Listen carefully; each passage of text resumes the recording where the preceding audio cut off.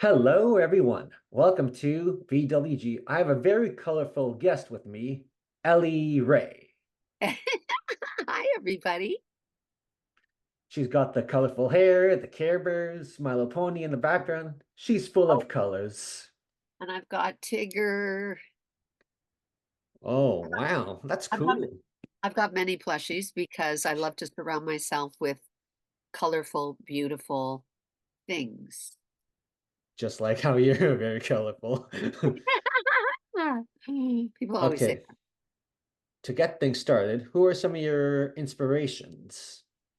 that. My inspirations are people, my audience. Those are my biggest inspiration. They're the Aw. reason that I do everything in my life. So for me, humanity is my inspiration. All of the wondrous viewers, all of my friends and family and teammates and artists and partners and I my other inspirations are animals, my pets, and birds and bees and flowers, and nature is also a big inspiration for me. I love flowers, much like Mist made my character. Um, I am inspired by the beauty of nature. I'm inspired by art and architecture and design and theater and painting and dance and music and movies and books. And I'm inspired by spirit, God, Buddha, Allah, Vishnu, Jesus, Ganesh, Isis, Kali, all the archangels. I love the air that we breathe. That's a big inspiration for me as well. You're a very wise person. Thank you. I feel like I'm an old soul. I feel like I have been here three countless eons, and I continue to come back and heal and grow and hopefully transition and clear my mind and become a better person with each visit to this plane, this reality. Oh, yes, I can totally agree. Mhm. Are you ready for the next question? Yes, absolutely. Okay. Out of all the characters you've portrayed and voiced over the years, which one relates to you the most? Well, I get that question asked to me a lot, Graham. And the characters that relates to me the most is the audience. And the audience is the greatest character in every show. That's the Wow. greatest character. And I am the audience. So there's no I in team. There's only we, the team. Hmm. And so the greatest character that I play, because I am you and you are me, is the audience. And I mean, I get asked that question a lot in interviews, and what it means to celebrate story, to sit around fires singing and dancing and sharing fable, which nobody really does anymore, is Hmm. at the core of my being.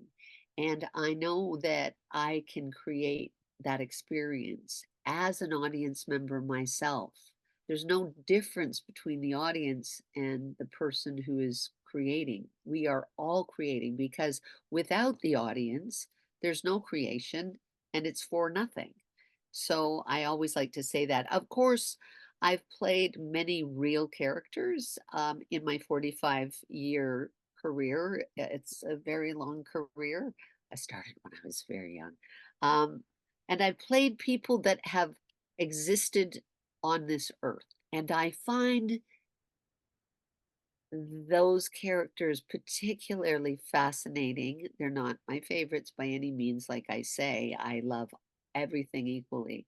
But I played characters like Ayn Rand and Elsa Lanchester and Libby Holman and Virginia Woolf and Judy Garland and Margaret Thatcher, Tatum O'Neill, Queen Margaret, Joan Crawford. The list goes on and on. And these are people who have actually existed here, and I find that when I perform those characters, because I exist in the magic bing bong of creativity, which is where you go beyond the veil, I just let go of myself and they come. And so I get standing ovations and people go, "Oh my gosh, you were magnificent. That was so spectacular. Oh, you were so good in the show." And I go, "I'm not there. I'm not I'm not there. They are there."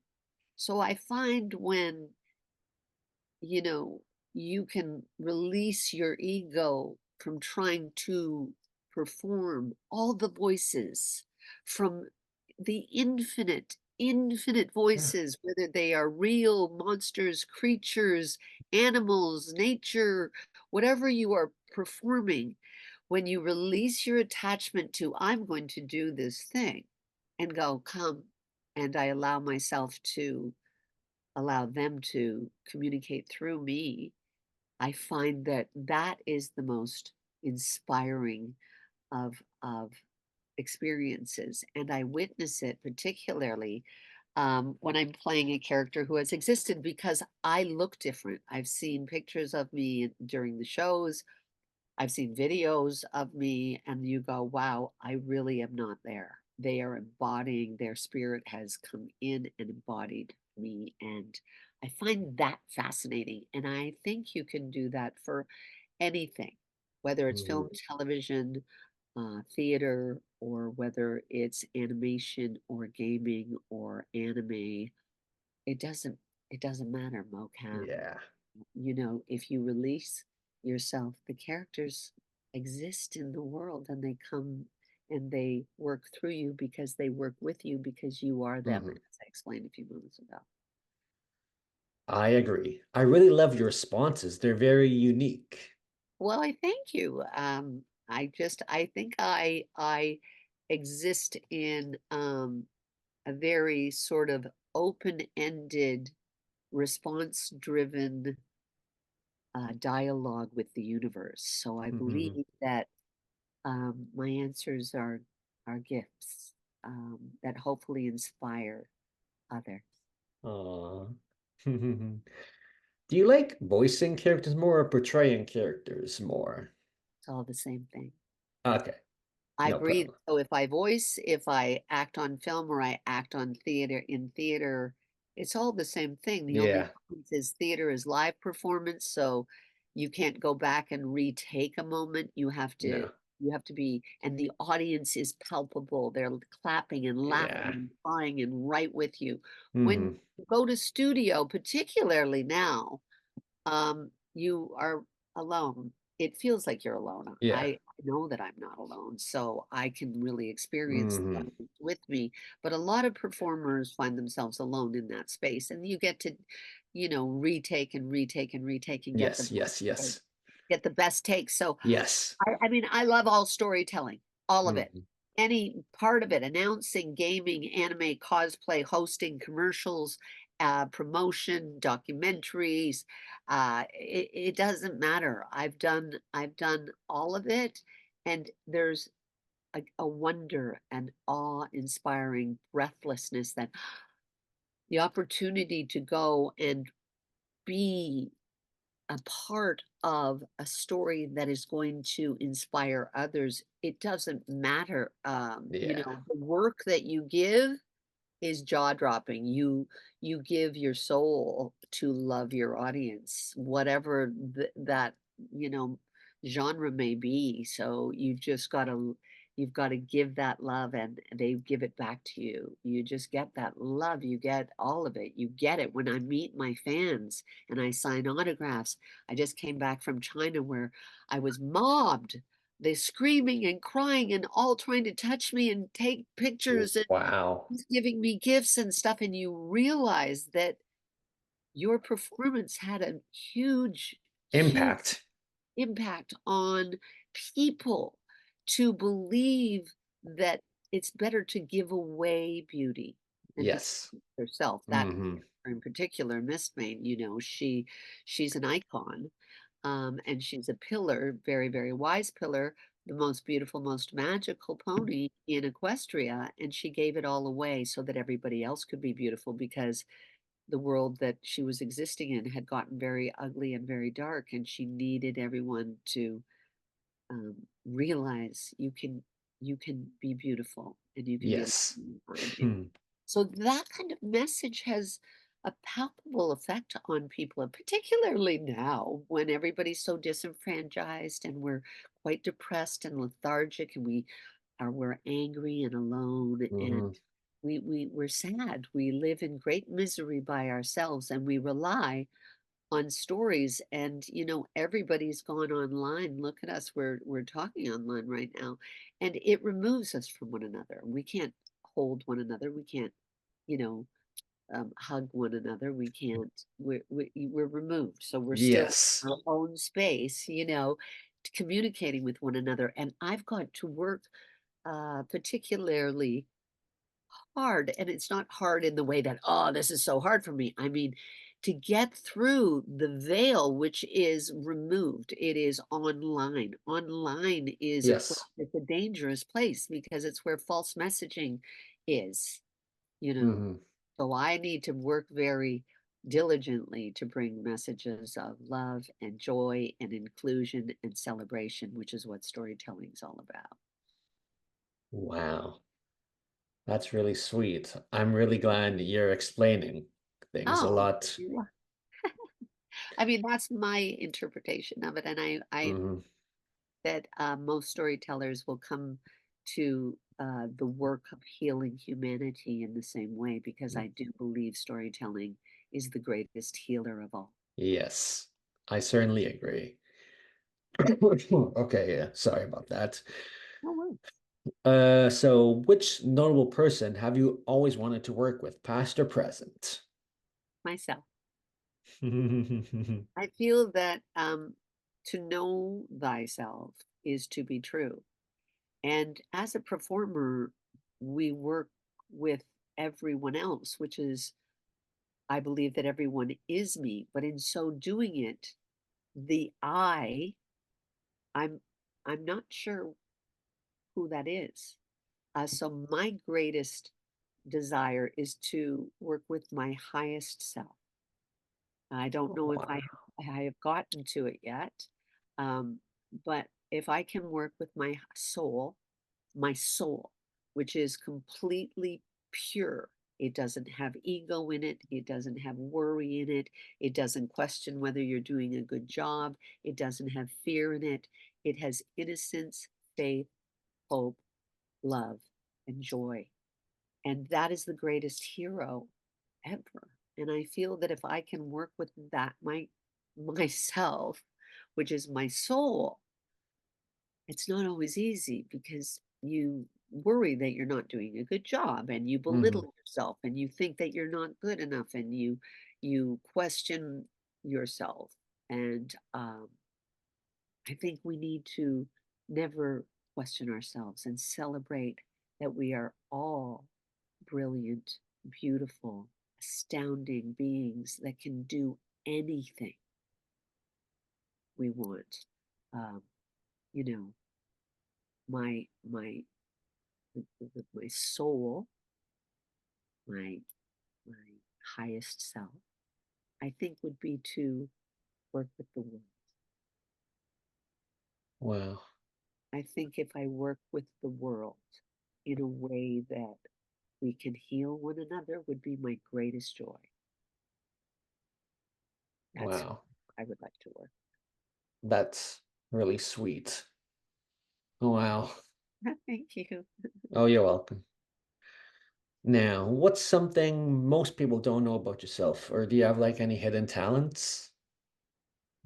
Well, I'm a magician, Oh, because I'm a storyteller. So I believe I can create magic in front of your eyes and become things that you can't believe. I can levitate. I'm a doctor. I don't know if anybody knew that. I don't use the doctor before my name.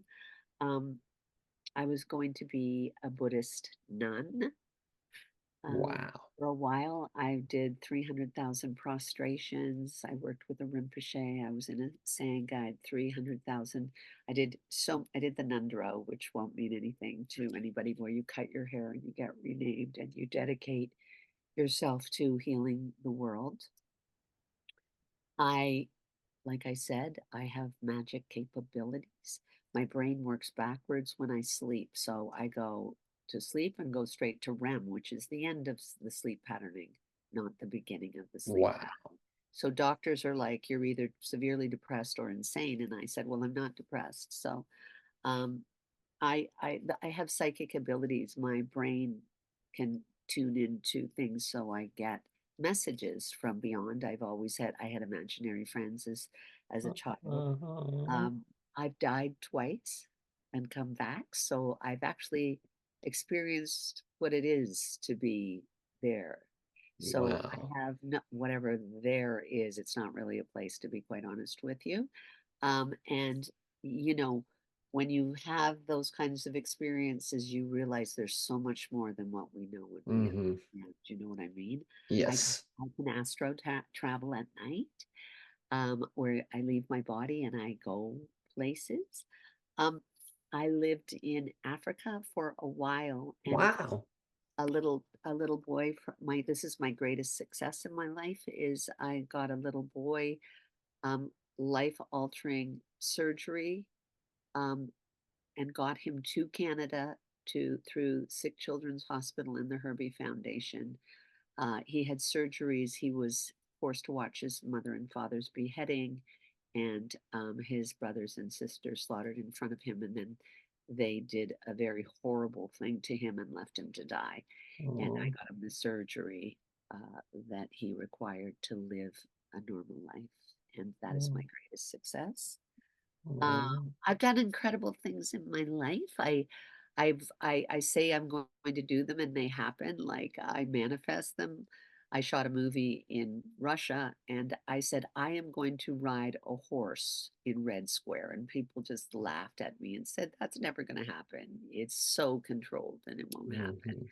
And of course, on the last night of filming, a woman with a horse walked by our trailer outside and I could hear it and I ran out and I said, you speak English? She said, yes. And I said, oh my gosh, if I pay you, will you walk your horse with me around Red Square?